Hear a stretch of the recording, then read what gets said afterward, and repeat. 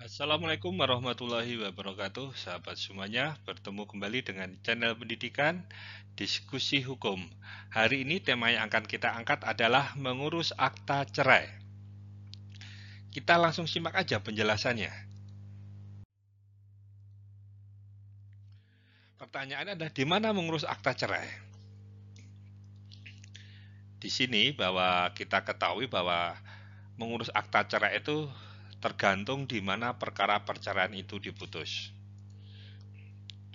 Nah, di sini pengadilan yang memutus perkara perceraian itu tergantung cara pernikahan yang dilakukan oleh kedua pasangan, yaitu suami istri. Jadi kalau suami istri melakukan pernikahan secara hukum agama Islam, pencatatannya adalah di kantor urusan agama atau KUA.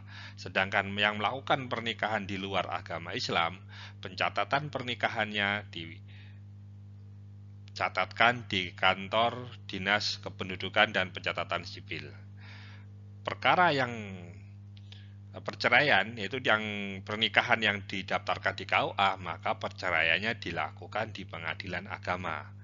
Walaupun mungkin setelah melakukan pernikahan yang bersangkutan adalah ada perpindahan atau perubahan agama. Begitu pula dengan mereka yang melakukan pernikahan yang kemarin didaftarkan di catatan sipil, untuk gugatan perceraiannya dilakukan di pengadilan negeri.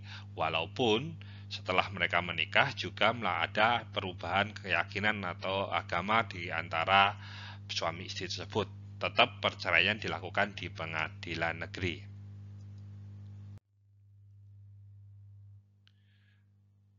Nah, terkait dengan perceraian diputus di pengadilan agama, maka akta cerainya juga diambil di kantor pengadilan agama juga. Jadi kalau putusan cerainya mengajukan gugatan dari pengadilan agama, nanti akta cerai yang mengeluarkan adalah pengadilan agama. Hal ini berbeda dengan perceraian yang diputus di pengadilan negeri. Akta cerainya ini diurus atau nanti yang mengeluarkan adalah kantor dinas kependudukan dan pencatatan sipil atau biasanya orang menganggap dukcapil. Nah, kantor dukcapil ini yang akan mengeluarkan akta cerainya. Nah, kapan ini mengurus akta cerai? Ini menjadi pertanyaan.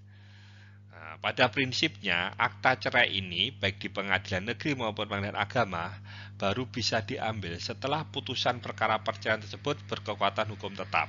Jadi harus selesai dulu perkara perceraiannya. Nah, berkekuatan hukum tetap ini maksudnya adalah para pihak ini sudah tidak lagi mengajukan, tidak ada yang mengajukan upaya hukum banding, tahu kasasi atau peninjauan kembali. Atau di sini artinya apa? Di situ sudah tidak ada upaya hukum lagi. Kalaupun ada upaya hukumnya sudah selesai. Jadi sudah final. Disitulah baru bisa mengurus akta cerainya.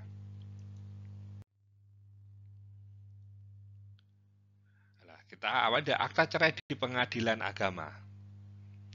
Nah, jika cerai yang mengajukan suami, ya, ini jadi di pengadilan agama itu ada dibedakan yang siapa yang mengajukan cerai, suami atau istri. Kalau suami yang mengajukan itu biasa disebut namanya permohonan talak. Akta cerai bisa diambil setelah suami melaksanakan ikrar talak di pengadilan. Jadi setelah putusan berkekuatan hukum tetap, nanti si suami ini akan dipanggil dan istri juga dipanggil oleh pihak pengadilan, di mana suami ini diberi jangka waktu untuk menyatakan ikrar talak di pengadilan. Nah, jaraknya adalah selama 6 bulan dari putusan berhukum tetap. Apabila ini tidak dilaksanakan, maka cerai yang didaftarkan tadi dianggap batal jika suami tidak mau mengajukan ikrar talak. Sedangkan jika cerai yang mengajukan istri, akta cerainya ini bisa diambil setelah putusan perkara perceraian tersebut berkekuatan hukum tetap. Nah, kalau para pihak datang, biasanya dalam 14 hari setelah sidang itu dibacakan.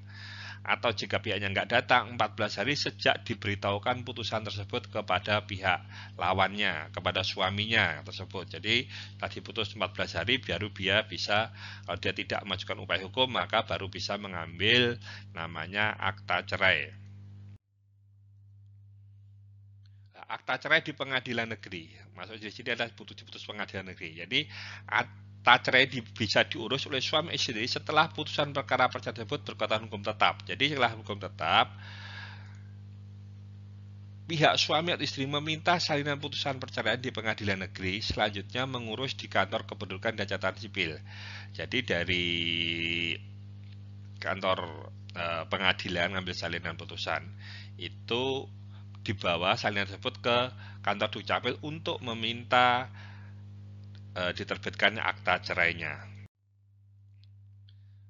Dokumen yang disiapkan apa saja dan ketika untuk akta cerai, yaitu dari KTP, kartu keluarga, putusan pengadilan, akta nikah, dan buku nikah. Itu silahkan dibayar 4 ini. Dan tentunya mungkin kalau ada biaya adalah uang untuk pembayaran diterbitkannya akta cerai tersebut.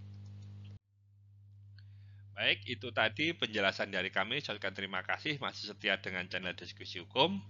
Jika ada saran atau pertanyaan, silahkan disampaikan di kolom komentar. Kami akan mencoba menjawab pertanyaan dan menindaklanjuti saran yang Anda sampaikan. Sampai bertemu kembali di video kami yang akan datang.